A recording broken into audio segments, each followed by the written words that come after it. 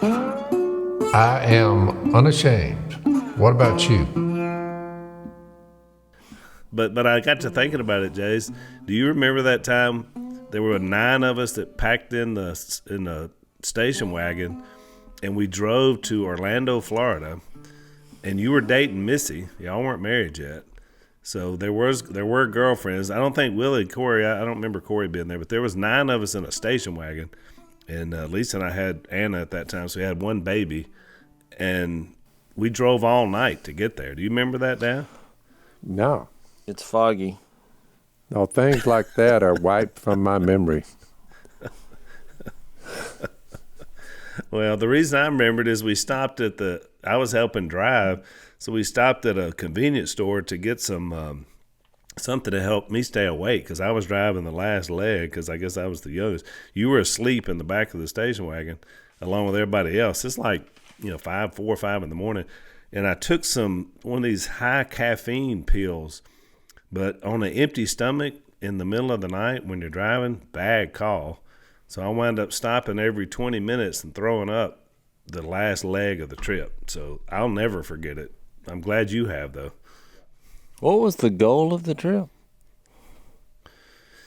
You and Dad were speaking at some kind of conference that Gordon had been connected to in Orlando, Florida. I don't know what it was. It was some kind of big rally of sorts, and you and Dad were speaking to teenagers, and Dad was speaking to the main body of people.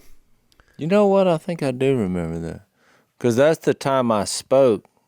Because I was young. I mean, I was still getting over the fact. You and Missy were dating, so. Yeah. I was still getting over the fact that I'm fixed to get up and actually open my mouth and say something in front of people. So look, I remember that. So the guy, they had 3 teenagers speaking before me. And so the one right before me, he got up and he said, "I'm sorry, everybody, I'm just not prepared." And he just walked down off stage. So I thought, Who did this? the speaker in front of me. Oh, yeah. So I stand up and I thought, boy, what a lead in this is. Because it just got so awkward. It was just cricket. So I start walking up on stage and thought, what am I going to say? Am I going to throw this poor boy under the bus? I was trying to think of something to say. Well, then he hopped back up there. And then he said, "You don't want to say that when you stand before God in the end." Then I was like, oh, it was an illustration. You see what I mean? Al, that's risky in the speaking world. So he gets up, says he's not prepared to say something, gets down, throws me under the bus because now I'm so nervous that I have to follow that. Then he hops back up in front of me. And so I got up. And then he went on into his... Well, then I quoted the 1 Peter 3:15. Did he go on into his lesson? I'll tell you that. Yeah, then he. Well, that was his lesson. He basically, it was a 2-sentence lesson. He hopped back up, said, "Don't be like this when you stand before God," and then sat back down. His entire lesson was 2 minutes. With it was a bold move, but so on that topic. Well, it really wasn't a topic. It just your mother and Al's mother. She showed me a little blurb of one of my grandchildren, and when the girl was 4 years old, Sadie. Sadie at 4 years old was expounding on God, the power of the blood of Christ.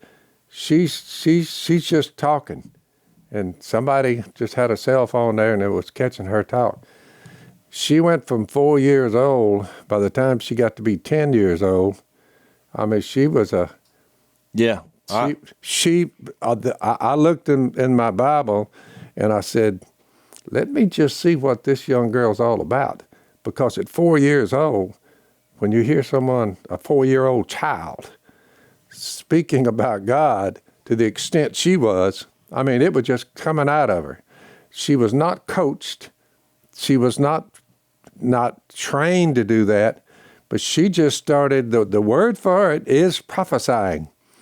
Yeah. And I listened to that, and she was there on the little blurb I saw, and now she's about, what would you say, 22?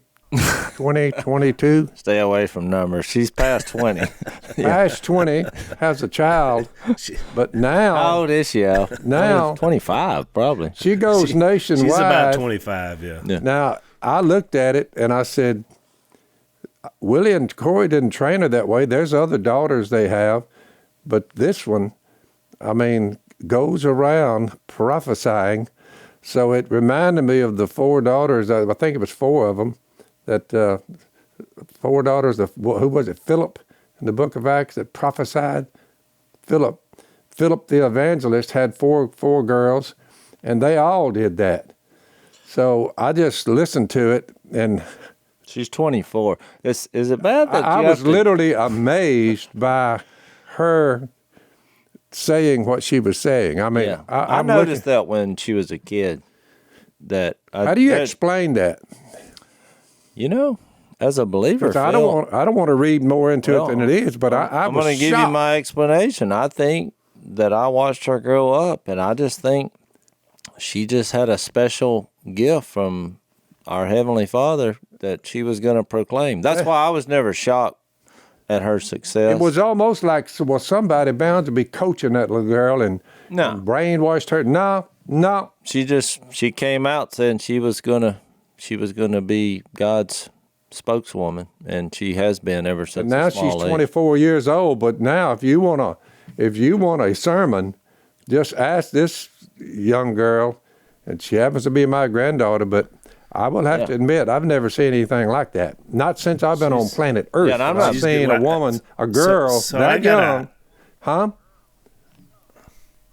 I got an irony for you. So we're driving home 3 weeks ago, the last time I preached at WFR. I'm driving home, so I have Pearl, my 4-year-old granddaughter. So now this is your great-granddaughter. She's sitting in the back seat. BK's my sidekick, so she's riding shotgun. And all of a sudden I hear her back there in the back, and she is letting loose about the devil, and God is the best in all eternity. And so I hear her, so BK starts filming. How old is she? And of course, I'm like, amen, sister. How old is she? 4 years old. You mean there's another one coming? I'm telling you, I mean, I was shocked because I was like thinking, where? So I said, where did you hear all this stuff you're saying? She said, well, I was in Bible Hour today, but she took Bible Hour to another level. But I've got it recorded. I'll show it to you. It's another. I thought about the Sadie video because I thought, well, and look, it wasn't. I didn't prompt it. She's just in the back seat of the truck, and she wasn't being coached. And I mean, You weren't coaching her. She talked about the universe. She talked about the devil. She don't ever trust him, and God he'll be faithful to the end. I mean, she had some good thoughts in there. Yeah, people would say, they probably would go the brainwash, but I didn't know that. But I know Sadie's one of the best people I know, family or not. I mean, she is a character-driven, integrity, great, humble spokesman for the Lord. She does a lot of good things. And it seems like she's been doing that since a very small age, so I'll agree with that. So I mentioned I'm on the road, and Jase, you and I have talked about this many times before. I miss 2 things the most when I'm on the road. I miss my mattress, and I miss my sheets that go on my mattress because sleeping is so important. And when you're on the road, you're already stressed and you're driving and everything else, and so you want to be as comfortable as possible. So I wish I could get Bowl and Branch, my favorite sheet maker, in every hotel. That way I wouldn't have to worry about it. They have a wonderful product, 100% organic cotton, fair trade, certified cotton, no toxins. They have the highest quality threads on earth. They've even been used by 3 U.S. presidents. So I'm telling you, these sheets are fantastic. And not only am I, and all of us, because we're all sleeping on, are personal lovers of these sheets, but you need to try them. You're going to love them too. They have a 30-night risk-free trial. You get free shipping and returns on all orders, but trust me, you're not going to want to return these sheets. So you get 15% off your first set of sheets when you use the promo code Robertson at bowlandbranch.com. That's BOLLAND branch, bowlandbranch.com. Use the promo code Robertson. Save 15%, and you are going to have a great night's sleep.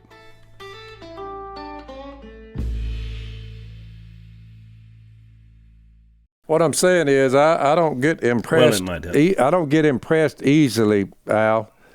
But in what you just told me, and then Sadie, I'm just looking at that at face value, saying, I never sat down with her and said, "The girl, here's what you." No.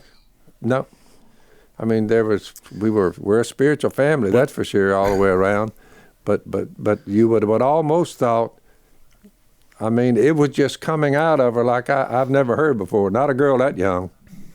I was well, surprised, pleasantly surprised. I've got a little bit of a theory, in terms of biblically, and you have to go to the Old Testament because in the New Testament you don't have any generations of faith. I mean, it's just all the books were written in one generation, so you don't really get to see what happened as a result, of the church and everything that went forward and the disciples and their families. But when you look back at the Old Testament, there were generations of people that just, and look, everybody's born, has to make their own decision. Everybody's accountable to, for their own life. But there did seem to be some generational blessings that went through families where, children of children of children just carried that and carried some of their abilities and, what they had. So I'm just not sure if that still goes forward today, maybe. I don't exactly know how to sync that up with DNA and all the things that happen. But I did find it interesting in terms of just current events that Phyllis, your daughter, my sister, never had the environment of spiritual, upbringing, and yet she sought that out. She and sure my did. question is why? I mean, as a little girl, why would she seek out that spiritual counsel when her environment wasn't producing that? So it's more than just environment. Something drove her. And then, of course, when we find her all these years later, she's right on board where we are, getting the gospel out. Oh, yeah. Being on the mission field, the whole 9 yards. So I don't know. There's something there. It's hard to really explain it, in terms of, like you said, but it is something. I mean, it's something of note. No doubt about it. I challenge anybody, if you want to hear the word of God come forth from a female, you check out Sadie Robertson. She is my granddaughter, but I never dreamed that girl would go to that length. I mean, it just pours out of her, doesn't it? Yeah, it's good. It does. She has a podcast. We need to have her own one. Have we ever had her own? No. Yeah, we need to have her. She has a podcast.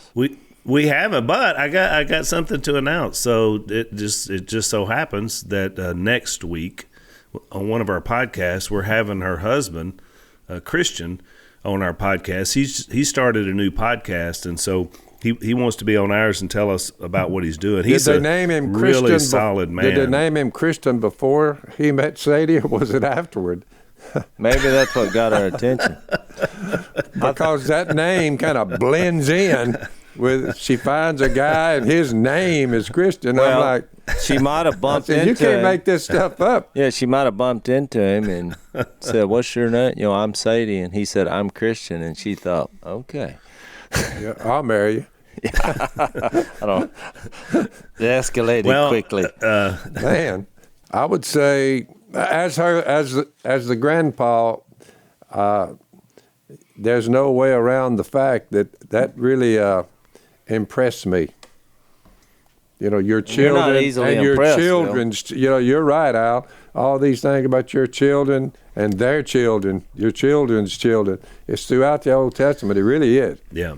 I think we sell that too little. Well, I know one thing. I'm hearing that song, Carrie Job and her husband, The Blessing, and your children, and their children. Yeah. That's if you want to.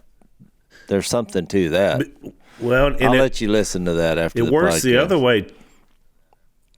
It works the other way too, because there's no doubt that there are generational curses. And I mean, we've lived through that in my family because, Lisa was a product of generations of people, molestation and sex abuse and all this stuff that went on for generations in her family.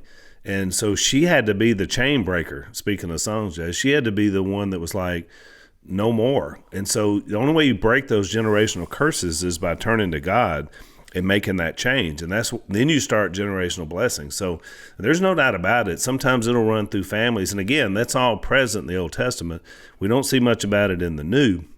But really the reason we don't is because it's just not long enough. I mean, the books were written in a shorter period of time. But when you can follow people over time, you'll see that. You'll see that in families. You'll see that in what they believe, how they, and it makes sense because if you were all about faith and that was passed on generation to generation, you're going to produce some really good fruit as you go forward, that tree. Exactly. Well, speaking of announcements in family, so I guess by the time this airs, this will be stale news, but they finally announced our TV show coming out. I say finally. It wasn't on my time frame. We've been filming it, but they announced it. Did you know that, Al?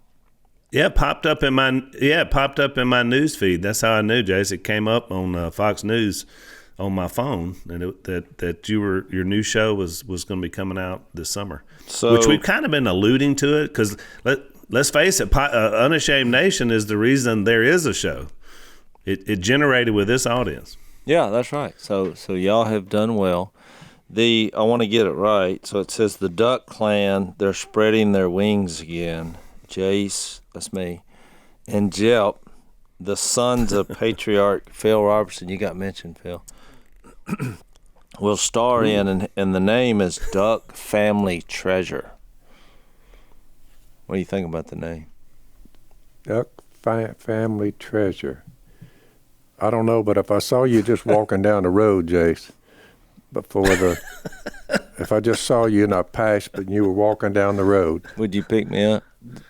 No. The last thing I would think of, well, look at that. There goes a TV celebrity because he looked just like one. It just doesn't fit, Jase. No, I know. I get country music sometimes, like, oh, you're with that band? Like, yeah. No.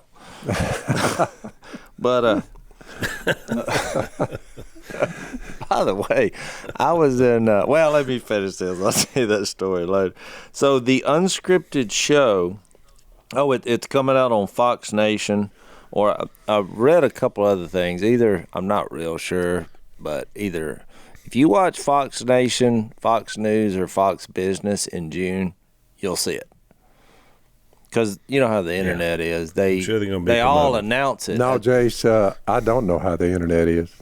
Well, I'm saying. So explain it to me. Well, they have all these press releases. Because it sounds like for you, it was a giant leap forward.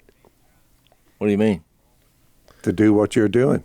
No, it just was very time consuming. If I had to do it over again, I probably would have thought, it took way more time.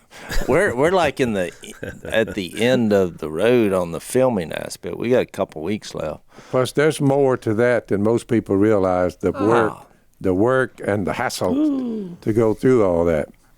Exactly. We just were on a road trip, and our wives went with us, and it was fun, but it was very exhausting. We were out in West Texas in the middle of nowhere, and it was fun, but it's just time consuming. It takes a while to make a TV show. The word grind kind of turns into the picture. But it is fun. So the unscripted show will follow the siblings as they hunt for buried treasure alongside their Uncle Si and historian Murray Crow. We had to have Murray to have some legitimacy to this. They have him as a history expert, which we needed him out there as we're digging around. He knows everything. He has multi skills. Oh, he's awesome. So here's the official log line. Each episode will feature the Robertson family, I guess, and Murray, as they search for precious treasures, rare artifacts, and hidden gems. Throughout their journey, the Robertsons will also showcase the people, places, and lessons they encounter along the way. And then Missy and Jessica, Jeff and Jase's wives, will also be on some episodes, and other members of the Robertson family. So that's it. Congratulations, Unashamed. Miss Nation. Kay made the cut, so she's in there a little bit. Yeah, they didn't announce that, but Phil just gave breaking news. Miss Kay makes an appearance on the show.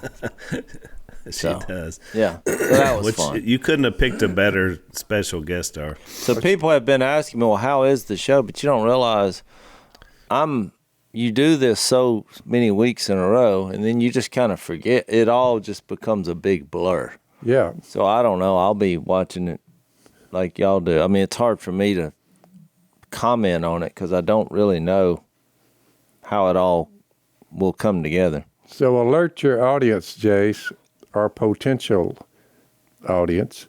I mean, do you feel famous? Do I feel famous? Do you feel famous? Fame is, they claim that's a big deal these days, I think being famous is a little overrated. I tend to focus, and you already know this about me, I tend to focus on what are you going to do about it. Okay, the fact that people know who I am, to me, you should ask yourself, so what do I need to do about that? So I try to share Jesus in those moments. I mean, because I got a note, and the note said, we'd like to talk to you, and Jase won't talk to us. Well, no, that was a different story. If you show up at my house the one day I'm off early in the morning, I don't care how long you drove, and you're trying to have a conversation, no, I'm sleeping. This is my off day. If you show up unannounced, uninvited, just for a picture or something, no, I don't think that's being rude. That's just being real, I mean, I've said that before, and I've asked our audience, please don't do that. I mean, we welcome folks to come to meet with us on Sunday. I mean, we got 2 different church settings. One Dad leads, another one I'm a part of. You're welcome to come there, be a part of that. I mean, we'd love to meet people, but in the right setting, not at your house and early in the morning. So I was going to say something, Jase, an observation about your show. But it was actually from one of our listeners, Tyler, I met up in Ohio. He said something interesting that struck me that I had never thought about, and I do think it's going to have an impact on your new show too. He said, I never watched Duck Dynasty before the podcast, and I've been listening to the podcast, and then so my wife and I went back and watched the series, and he said, I get it now a lot of what y'all were trying to do. Now that I've listened to the podcast, it changed. He didn't have a view of the show before, but he listened to us talk all the time about our belief system, who we are, what we're trying to do. He saw the show in a different way than probably people that watched it the first time through. So it'll probably have the same effect on your show, because we talk about treasure a lot on the podcast, but the spiritual implications of it. But it may not be so overt, when you're looking at the show and watching it, but as you know the depth of what you believe, and all 4 of y'all that are doing the show, I think it's going to have that little nugget, especially from our podcast audience. Let's take another break. So one of the things we talk about a lot is good investments and how to really take care of yourself. And one of our sponsors, Scoremaster, has what they call a 3-week rule. You should wait 3 weeks to buy a new car, to refinance your home mortgage, or really to make any major purchase. And the reason why they call it the 3-week rule is they want you to go to Scoremaster and get your credit score up. And over a little bit of time, it's amazing not only how quickly they can raise your credit score, but then how much money that's going to save you in terms of interest rate.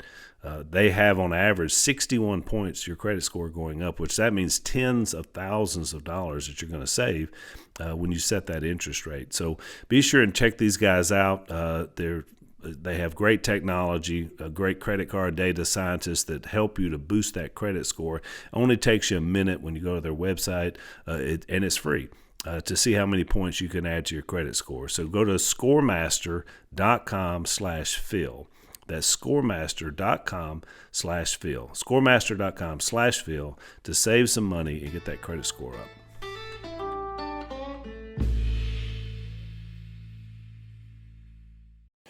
Well, yeah, exactly. I mean, what people don't realize, I think what will make our show different is it's not really about what you find, although it's fun. That is a fun venture. But, you know, I had some guy at the last event I was at, he paid the VIP fee, whatever that was, to get in line, because most people, I take a picture with them, you know, and you sign whatever they got, and they call them VIP meet and greet. You know, I'm at the event, but then they do that. And so, but some guy paid that and did that just to tell me that he said, you shouldn't be metal detecting. You're looting the earth. And I was like, do what now? So I didn't know there's a small, I think it's a very small group of people. And he's not for people looking back and finding old relics or history. Boy. Well, I was kind of intrigued. I was like, well, what's your point? And he's like, well, only professionals need to do that so they can tell us about how our societies, you know, once were. And I'm like, well, a lot of when you go back in history as a hunter and a gatherer, when I run up on what other hunters and gatherers did, because I asked him if he hunted, and he's like, no. And I was like, do you believe that there's a God? And he was like, no. So then it was starting to kind of add up. I was like, he's just checking all the boxes and things that he is the exact opposite that I was. And I treated him nicely. I mean, you love one another. You love your enemies. I wouldn't want to be on the path he's on. Never look at your past. Yeah. Well, this basically kind of a philosophical argument came up in the conversation of whether we're created for the planet or the planet was created for us. You know? Yep. So, and you can figure out which side of that he believed. But I'm like, well, it's not really about that. We're out there. You're finding this old lost stuff that we got the idea from, you know, the biblical view of treasure, which is and it's hiding a spiritual thing. It's all hiding what you find. It's all hiding in plain sight.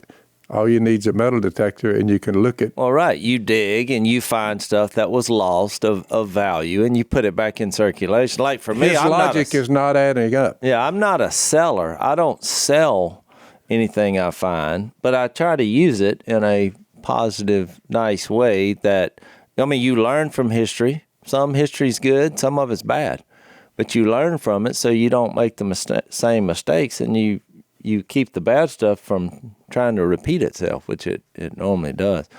So in that, it's a fun venture that you do as a hunter. I like it, but you also realize it's more about the people you're with and the spiritual qualities you learn from history and these things. But you're not trying to build bigger barns by amassing a bunch of stuff. You know, that it goes back to that illustration we did a few weeks ago about you don't see people carrying a U-Haul trailer behind a hearse. It's just not, it's not about stuff, the actual stuff. And so, you know, I that's why I think it's a combination that I think people will enjoy, because the irony there is, what is real treasure? That's kind of the irony of the whole series. How do you define treasure in this life? So there's my bit. Well, about I would add to that, Jase. Just, and again, you're right. If a person doesn't have a basis of God, then it's going to be hard to have this discussion. But I would add to that, for those of us that believe that, especially in the creation account, we were made. God, in His infinite wisdom, He could have made us from anything He wanted to. But He chose to make us from the earth, mankind, from the earth itself. He created us to have a link while we're here. And then you're right. And then he told mankind to then rule over what we came from. So I would say, from a God's perspective and a biblical perspective, you and everybody else has a God-given right, because we're one with the earth, to dig around and do whatever we want to, shape it. I mean, I think about what Dad does over on the property. There's something about moving around earth to create something else and something new and something unique.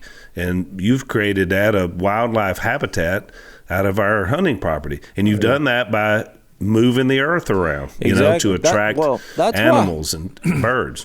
That's why if you don't have that kind of system of priorities from a godly view and a biblical view, it just turns the world into confusion. I mean, this big thing that happened about the woman who is trying to get confirmed for being a judge on the Supreme Court. I mean, somebody, which you realize that they're trying to trap them, and people have different agendas on the political side. But to be asked a simple question, how would you define a woman? And it just went viral, her lack of a response. Well, I can't answer that. I'm not a biologist. And the reason it went viral is because I have no idea. Yeah, it's like, well, we know when you go back to the garden now, to your point, in the 6 days of creation, and how life began, and how the priorities were set out from God above. I mean, you realize that man was here, wasn't good for him to be alone, and so he creates woman from man from the dirt, woman from the man, the rib, and we know that there are differences that are obvious between a man and a woman. I mean, from a chromosome issue to a body issue to emotional makeup issue. I mean, I would have said something along those lines. Think about how the earth cries out and the people who live in it, how it cries out. When I've the last four Sunday mornings, I spoke to the brothers beginning way back. It's like you with a metal detector, and you end up, you go all over the world, let's say, and you go to a place called Ukraine, and you begin to look in the ground. And this is 100 years after the event that's now taken place. And you would look with a metal detector, and you would come away with the idea something catastrophic happened here. You could just sift through the rubble, and you would find the remains of human bones, small children's bones, old people's bones, mass graves, and your metal detector, you're going, and it's across the landscape. What comes out of that is misery, death. It's real. So I've been on about a three Sunday study, a world without Jesus, without truth, freedom from war. That would be what you would find embedded in the earth. It's called peace. It's called peace instead of war. Freedom from it. Stopping of war. To end war or threat of war. Freedom. Peace. Freedom from public disturbance. Peace. Or disorder. Instead of peace, there's public disturbance, disorder. Freedom from quarrels. That would be peace. Peace, undisturbed state of mind, free from the fear and the absence of conflict. Wouldn't it be nice to dig in the earth and you say, things have gone well, or the opposite. Things have not, what mankind does to themselves. It's a sad statement. You dig around in the earth long enough, Jase, you see the buttons of civil war, and you say, boy, there's a lot of things in there to deal with military stuff. I mean, and you learn from that, like you said. Let's take another break. So we talk a lot of times on our podcast about what it is to get wise counsel, and I think Dad and Jase, all three of us, have spend a lot of time in trying to help people. And our counsel really comes from our own life change and, of course, our understanding of the Bible. And those are great. But there are times when you need someone that has some professional training in counseling. All of us have had that different times in our lives. Of course, it's a huge difference maker for Lisa and I. So we really encourage counseling. And one of our sponsors is a group called Faithful Counseling. And I've talked to many of you in Unashamed Nation that have used them, and everybody has said the same thing. It helped them, and they loved it. So it is Unashamed Nation approved. If you are in a place in your marriage and relationships or some other place where you need some help, we want to encourage you to reach out to these guys. Text, chat, phone. They got 3,000 licensed therapists spread out all across the country. Financial aid is even available for those who can qualify for that. It's secure, it's convenient, it's professional, and it's affordable. So check them out. Our sponsor, Faithful Counseling. You're going to get 10% off your first month just for being an Unashamed listener. So get started today. Go to faithfulcounseling.com/unashamed. You're going to fill out a questionnaire. It's going to help you assess your needs, and they're going to match you with a counselor that you'll love. faithfulcounseling.com/unashamed, and get some wise counsel today.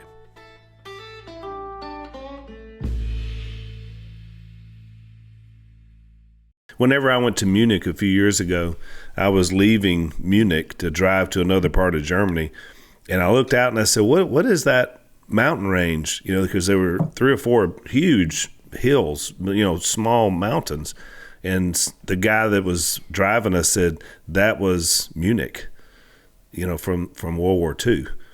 And it I don't know, something about, the rubble from the city was now a mountain range outside the current city. And I just thought, man, what a stark reminder of the violence of war, and what it can do to people and to with the Ukraine, places. When they find those cities, that's what they'll come up with, because it'll be a mountain, first of all, of rubble and death and degradation. And then when you see it 100 years later, it's all trees growing on it, but it's a giant hill of memory. You can't wipe it away. Well, right. And to accuse somebody, well, you shouldn't be looking at what happened here. Oh, you need to look at what happened there and don't repeat it. Well, right. You look at the physical atrocities that have happened, and you realize that, when you see all these bullets and cannons and different things, none of that would be a problem if everybody loved each other. But in the battle of good and evil, which has always been at the center of society, these are the things that start happening, because a lot of it is just unadulterated evil and atrocities against other people for whatever reason. But instead of just acting like it never happened, well, then you don't learn anything from that. And that's why I think love, ultimately, that we just went over in 1 Corinthians 13, it is the greatest weapon for society. That is correct. It's a positive weapon. Yeah. I read going toward the New Testament when I was still in the Old Testament and was discussing peace. Somebody 700 years before it happened, Isaiah 53 tells of what's coming. He was 700 years out, and he said, there's somebody coming, was pierced for our transgressions. He was crushed for our iniquities. The punishment that brought us peace was upon him. By his wounds we are healed. We all like sheep have gone astray. Each of us has turned to his own way. And the Lord has laid on him, speaking of the coming Jesus, the iniquity of us all. He is called by the prophets the Prince of Peace. The Prince of Peace. Over and over. You get to the Roman Empire, and it's a gigantic pile of rubble, and you can still see some of where the structures were, and you say, boy, at one time this was a great empire. I wonder what happened to it. Now it's all of it on, Zeus is on the ground, all of it's collapsed, and just one after that. They're trying to kind of rebuild it, but digging in the earth, you would find all kinds of stuff that said, boy, this was a story of an ancient empire here. I wonder what happened to it. Exactly. All that's left is a pile of rubble. You can dig that up. That's what you're doing. Well, it's like the guy that I said was wanting to. This guy you were talking to, he didn't want to see it. No, he was trying to, he wanted to argue, but it's fine. So eventually I got to the By the way, end of the conversation. I said, do you believe in the resurrection? And he went, ha. And I thought, oh, well, that's you. Yeah. That's where the issue is. That's and he's correct. like, what issue? They don't want to see it or any signs of it ever happening. They don't want to see it. Yeah. I said, if it's all about this place, we're all headed to the ground. I'm telling you. I said, and so I started getting into the Luke 15. I was going to make the parallel of finding something lost or being in darkness and then brought into the light. He didn't want to hear it. No, he gone. So, and you got handlers. They realized that he was trying to stir the pot, so they escorted him away with a smile, and which is fine. Yeah. Let's take another break.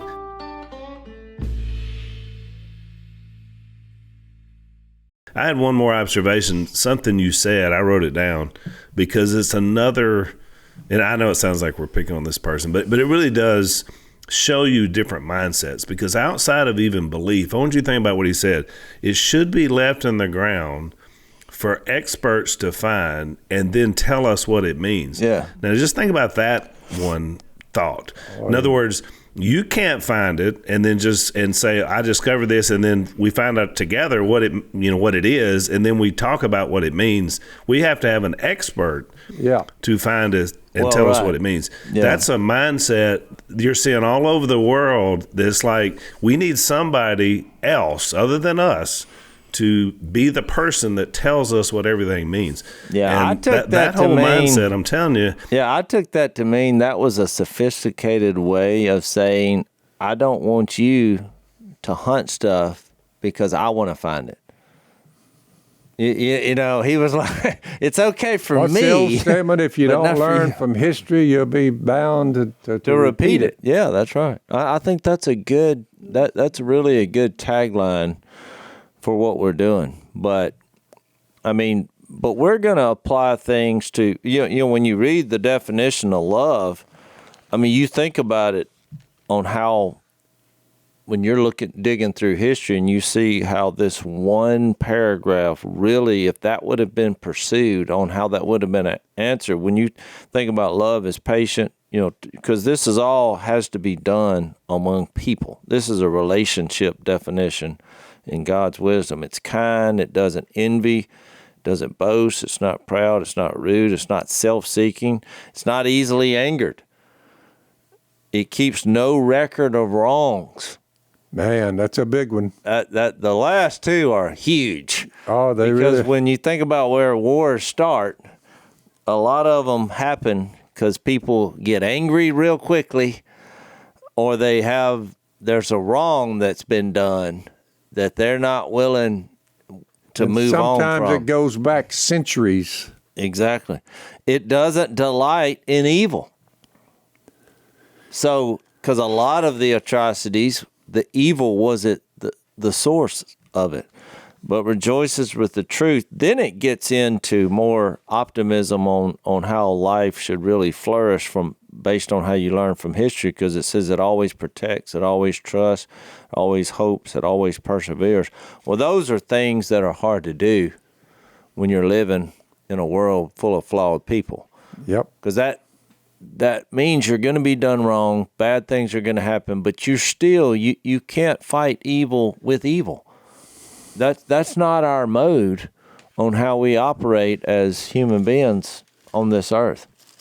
So, I don't know. I know we went down a rabbit hole here, but what I was saying is somewhere in the show that we're doing, and it is unscripted, so it's a little more difficult to do on the fly, but you find moments throughout the filming week where you're like, this is a bigger treasure, and it's usually something spiritual that we learn from looking up relics of the past or different locations or wherever you may be. So I don't know. I'll be interested to see how it turns out.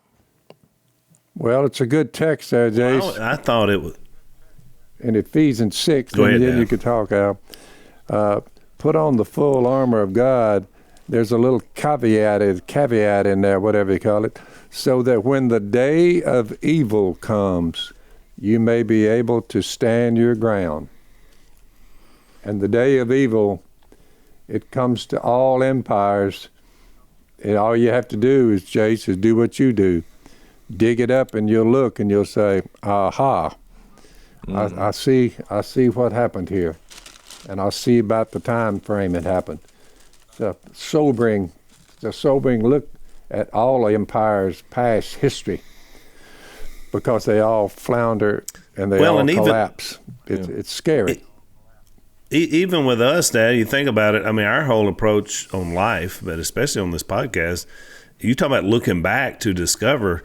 We're studying documents, letters, and things that were written down thousands of years ago. Yep. That still have an impact and shape our lives. And a lot of it, most of them are cautionary tales. When you look back and we tell stories from the Old Testament, even now in the Corinthian church, we're saying, look, here's what happened here. You don't want to do that. So, I mean, we're on a treasure hunt every time we do the podcast. We sure are. I mean, we're digging deep, into the Word to be able to do that. Yep.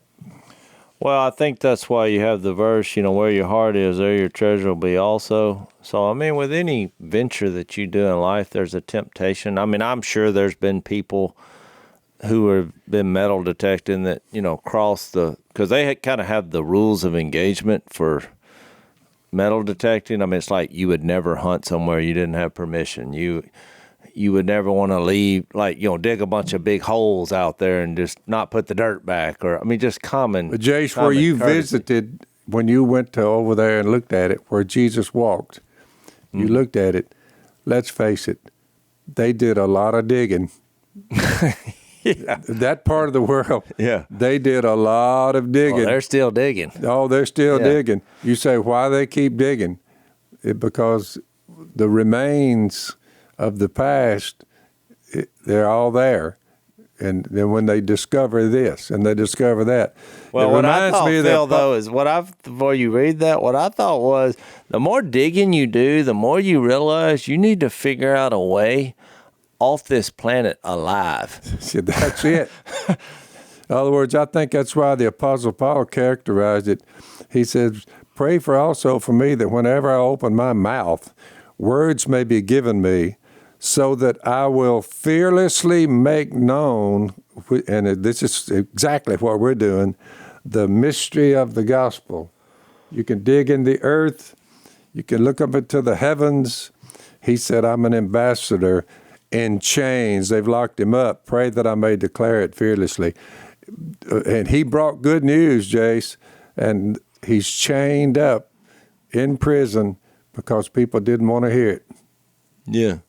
And you can look through history, whether you're digging in the earth or not, the things that you see, you're like, quite the battle went on here, quite the battle went on there, quite the battle went on here. It's just a killing field, planet Earth. It really is. Well, that's what I was going to say. What I was trying... I hate to say it, but it's a killing field. What I was trying to do, I read this a couple weeks ago on a podcast, but, when it says that you can figure out the mystery of God, and not a mystery that's unsolvable. I mean, it's solved in Christ, in that Colossians 2 passage. In Christ, whom are hidden all the treasures of wisdom and knowledge. Yep. And so in verse 5, he says, for though I am absent from you in body, I am present with you in spirit, and delight to see how orderly you are and how firm your faith is in Christ. So he's making this analogy about what's happening in the body and the physical and what's happening in the spiritual. Well, the nature of what we do as far as metal detecting, you're digging up physical things, and most of them had to be well made if you get back over 100 years ago for it to still exist in good form. But you're actually making spiritual applications to what you find in a verse that we're going to get to in 2 Corinthians 4. I mean, I love this. In verse 16, it says, "We don't lose heart, though outwardly we are wasting away. Yet inwardly we are being renewed day by day, for our light and momentary troubles are achieving for us an eternal glory that far outweighs them all." So we fix our eyes not on what is seen, but on what is unseen. For what is seen is temporary, but what is unseen is eternal. Which was my point about making applications. We find these things, and it is exciting, and it's fun to find old things of value. But if you never cross over into something deeper on what is unseen, spiritual qualities that led to whatever situation you're in, but also the fact that we're all perishable, and you go back 100 years ago, and all you're finding is the stuff. Yep. From the people that were here. We're all headed toward back to the ground. They're all gone. They're all gone, and we'll all be gone. So at some point, you realize that, when you find the stuff, make use of it, tell the story, reveal the history, learn from it. Even, it's like me, I've never sold anything I found. I've given way more of it away or given it to somewhere where they can display it. Would you agree that as you do the digging, you come up with a lot of bullets? A lot of bullets. And you say those a lot of bullets, nails and a lot of bullets. You say those bullets looked like me. They had a pretty good little scuffle here with all these bullets in the animal world, because the atheists would say, just a bunch of animals, and they're spending bullets on each other. Their bullets are coming at them. We see it on over here. We dig over yonder. There's more bullets, more bullets, more bullets. Well, you dig up that many bullets, you say, this was a volatile place right here. Oh, I mean, Phil, that's why I said there's been a lot of building. Dig up the Ukraine, and you say, well, you find a lot of military hardware jugging down into the ground after they finally pile it all up. You find a lot of building because of nails. You find a lot of bullets. Yep. And you find a lot of things that have been burned. See, I mean, just charred remains. And it does. A couple of things that were mentioned as we close out here. We talked about Ukraine. The shirt I'm wearing today is the one that our friends at 316tees.com, they're making these shirts. If you buy one, all the proceeds go to One Kingdom for Ukraine relief. So that's helping out our folks over there who are in trouble and all the refugees. Also, in the overtime, Jay, since you brought up 1 Corinthians 13, I'll give you my take in the overtime of my sermon I preached yesterday, because that's where I was at. So I'll give you that. You can also find that on wfrchurch.org. So we'll see you next time on Unashamed. Thanks for listening to the Unashamed podcast. Help us out by rating us on iTunes.